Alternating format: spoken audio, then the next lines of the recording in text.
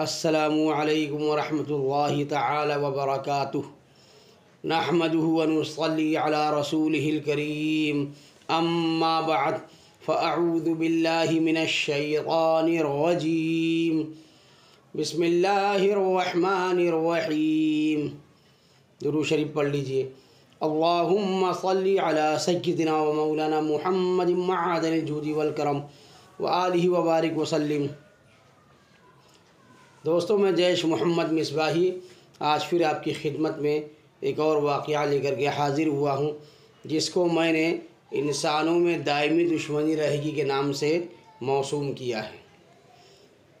کتابوں میں اس واقعے کو اس طرح ذکر کیا جاتا ہے کہ حضرت آدم اور حضرت حوا علیہ السلام نہایت ہی آرام اور چین کے ساتھ جنت میں رہتے تھے۔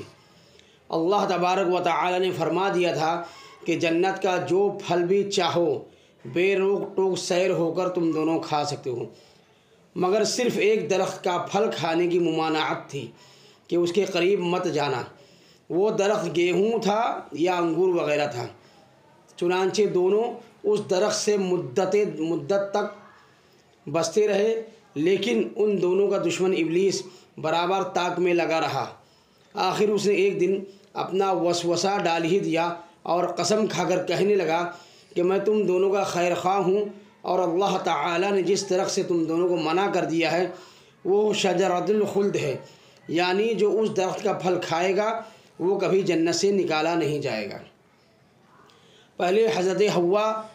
اس شیطانی وسوسے کا شکار ہو گئی اور انہوں نے حضرت آدم علیہ السلام کو بھی اس پر راضی کر لیا، اور وہ اچانک غیر ارادی طور پر اس درخت کا پھل کھا گئے۔ آپ نے اپنے اجتہاد سے یہ سمجھ لیا کہ لا تقربا هذه الشجرۃ کی نہیں تنزیہی ہے، اور واقعی ہرگز نہیں تحریمی نہیں تھی، ورنہ حضرت آدم علیہ السلام نبی ہوتے ہوئے ہرگز اس درخت کا پھل نہ کھاتے، کیونکہ نبی تو ہر گناہ سے معصوم ہوتا ہے۔ بہرحال حضرت آدم علیہ السلام سے اس سلسلے میں اجتہادی خطا سرزد ہو گئی، اور اجتہادی خطا گناہ نہیں ہوتی ہے۔ سامعین اکرام، آگے کا واقعہ میں آپ کی خدمت میں پیش کروں اس سے پہلے میری گزارش یہ ہے کہ آپ حضرات میری ویڈیو کو شروع سے آخر تک سنیں، اور اگر ویڈیو پسند آئے تو شیئر بھی کریں اور لائک بھی کریں، اور اگر میرے چینل پر آپ پہلی بار ہیں تو میرے چینل کو سبسکرائب کرنا نہ بھولیں، اور کمنٹ باکس میں اپنی رائے بھی پیش کرتے ہیں۔ تو میں عرض کر رہا تھا کہ یہ اجتہادی خطا گناہ نہیں ہوتی ہے، لیکن حضرت آدم علیہ السلام چونکہ دربار الہی میں بہت مقرب اور بڑے درجات پر فائز تھے، اس لیے اس اجتہادی خطا پر بھی مورد عتاب ہو گئے۔ فوراً ہی جنتی لباس دونوں کے بدن سے گر پڑے، اور یہ دونوں جنت کے پتوں سے اپنا سطر چھپانے لگے،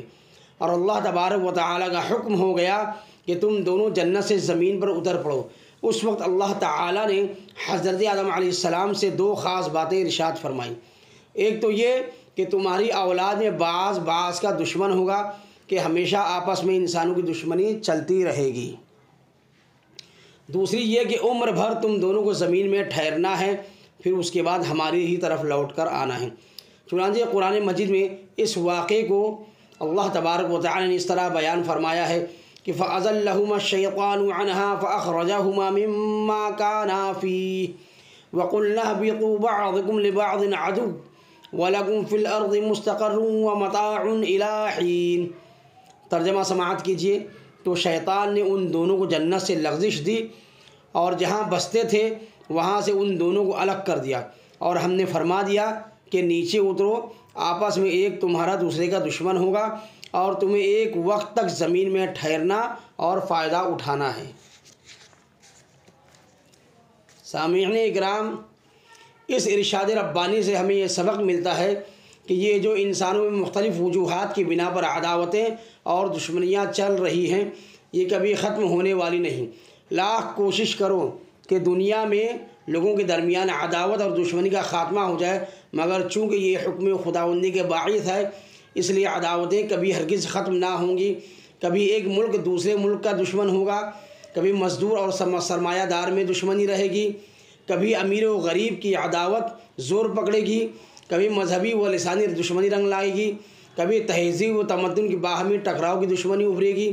کبھی ایمانداروں اور بے ایمانوں کی عداوت رنگ دکھائے گی۔ الغرض دنیا میں انسانوں کی آپس میں عداوت و دشمنی کا بازار ہمیشہ ہی گرم رہے گا، اس لیے لوگوں کو اس سے رنجیدہ اور کبیدہ خاطر ہونے کی کوئی ضرورت نہیں ہے، اور نہ ہی اس عداوت اور دشمنی کو ختم کرنے کی تدبیروں پر غور و خوض کر کے پریشان خاطر ہونے سے کوئی فائدہ ہے، کیونکہ جس طرح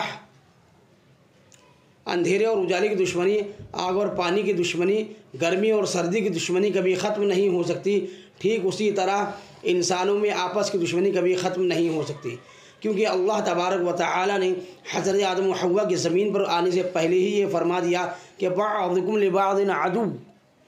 یعنی ایک انسان دوسرے انسان کا دشمن ہوگا۔ تو یہ عداوت و دشمنی خلقی اور فطری ہے جو حکم الہی اور اس کی مشیت سے ہے، تو پھر بھلا کون ہے جو اس عداوت کا دنیا سے خاتمہ کرا سکتا ہے؟ اللہ تعالی و رسولہ اعلم بالصواب۔ سامعین کرام، آج کی میری یہ ویڈیو یہیں پر مکمل ہوتی ہے، انشاءاللہ العزیز ان قریب میں ایک اور ویڈیو لے کر کے آپ کی خدمت میں حاضر ہوں گا، تب تک کی اجازت مرحمت فرمائیں۔ السلام علیکم ورحمۃ اللہ تعالی وبرکاتہ۔